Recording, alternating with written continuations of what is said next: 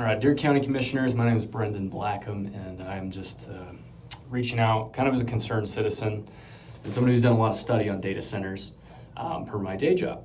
At my day job, we were hired to make data center ads that were to talk about like the nuances and the pros and address the cons and the common concerns that come with data centers. Most of the public is pissed off about data centers in general just because that's what the media feeds, and there's a lot of negativity around big tech. But this is the one thing that is important. Data centers enable online access, quicker internet access, all the banking transactions. Everybody uses data centers. They hate them, but like in reality, this is as important as building a road in infrastructure. There's some caveats to the way these things are developed and the way that the tax structures work though. In Virginia, I believe is the capital, or Maryland, one of those eastern states is the capital of data centers. And they approved a ton of these about a decade ago. They get a lot of tax incentives and they don't produce as much tax revenue as they're initially pitched. So that means that you don't want to rely on the word of these tech companies to say, oh, okay, we'll give you a tax break and then roll from there.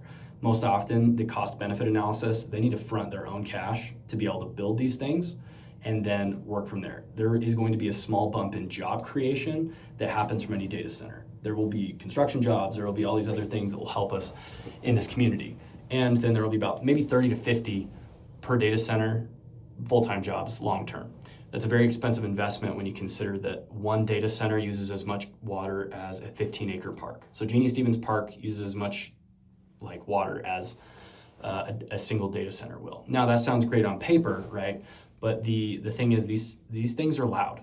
What I mean loud, like they're louder than probably any of the other manufacturing plants we have around here. If you built a house near them, there's videos online where it's as loud as having a running truck like 5 feet away from you.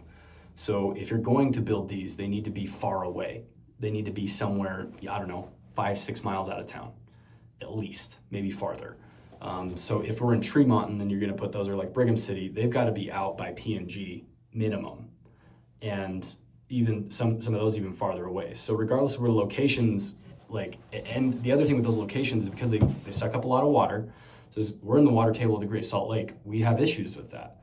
We're already in a dry area. So like designing and building these things here is a very, very scary idea. If you choose to do that, it'll probably harm politically. But I think the other thing is it just doesn't make sense in a lot of ways because of the current way these cooling systems work. Now those cooling systems, they make newer, more efficient data centers nowadays. There's I think one up in Park City area that was recently done that was more efficient.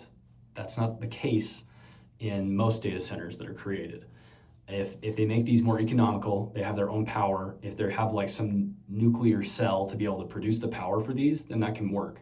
But if this is going to produce as much electricity as the entire state of Utah, we've got a problem. We got issues to be able to pull that off. They can try and do solar. We're going to kill all the birds in the area. It'll scorch the dirt. There's a lot of like solar is not all it's propped up to be either. And so these are the pros and the cons to these. Really the only pros are the tech companies get to come in. We generate, maybe net 100 jobs, and then it will make our internet access faster to enable like more online communication and help the local infrastructure that way. And probably it's good for the defense contractors, right? They're around here that support a lot of the livelihoods of people around here. Those are the pros. Those are good things. I wouldn't say that's a bad thing per se, but I do think the caveats of what it will do for this community and the negatives that could potentially come from it make Box Elder County not a good. I'm way more pro nuclear plant around here in power production than I would be for a data center in this particular area. Also, given the fact that we are not near a big population center, this is not like you want them closer to Salt Lake City anyway, throwing one out on the Salt Flats, and we live in a hotter area. So we're the third driest state in America, so already that's an issue. We're high in the elevation, which is good for a data center because you need to keep the reason why they use so much water is cooling systems. And so because we're high and we're in the mountains, there's some value there, but there's a big chunk of the year that's not going to do anything. And also these run constantly. There's no stopping. So the massive amount of power usage means that our grid and our electricity will go up in price. So it's almost political suicide to approved this thing because water is going to get more scarce and probably more expensive. Your electricity is going to go up and be more expensive. You'll enable some online communication abilities, but we're just built up enough as a area, and because we're going to have that potentially like inland port and the bigger nuclear power plant potentially improved, this is almost as close to political suicide as you could have, because you're going to make the general lives of the populace worse, potentially lower the water sources for the water pressure for all the local farmers, and there's a lot of those issues that come with these types of things. So we're not a good location for this, in my opinion. And in what I've researched, and based on all these different data points from, Michigan has a big paper out on this, and it's just not a good idea. And also it's very, very unpopular. So there's a couple of those things you need to take into consideration for the couple of pros that will help the defense contractors, help wages for very few people, and to be able to build have some construction jobs in that area. If you're going to do it, you need to make sure no tax breaks. They front their own cash, that they're basically building all the grid infrastructure, that they're funding all of that, and that they're bringing in their own way to make sure that any offset that those data centers bring to this community is compensated for. No, do not entice these people to come in. You basically up the price to make them, if they want to come into town, and you make it so the Box Elder residents either get a kickback from them directly, because that infrastructure and enablement, it can spell the end of jobs for some people too. So there's going to be some of those issues that you've got to face, because it's so close to political suicide because of these different changes. Anyway, that's just my thoughts from a concerned citizen that studies a lot of this stuff because of stuff I've done at my day job. I hope you guys watch this and consider. And so I would say at this point, punt for a year. Research, know the pros and cons really clearly.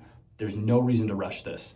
The idea that they're like, oh, well, China's going to develop all these drones, that's fear that they're selling to people. You don't need to make any decision right now. There's no pressure. There's zero pressure to have to do this right now. We lead the country 1,000 to 1, the number of data centers in the United States versus everywhere else in the world. If you add up all the other data centers in every other country in the entire world, we have just as many, if not more, in the United States than the rest of them combined. So what they're selling is, forgive my French, bullshit. So you can punt for a year, research it, think on it, get public input. Do not make a decision quickly. So thank you.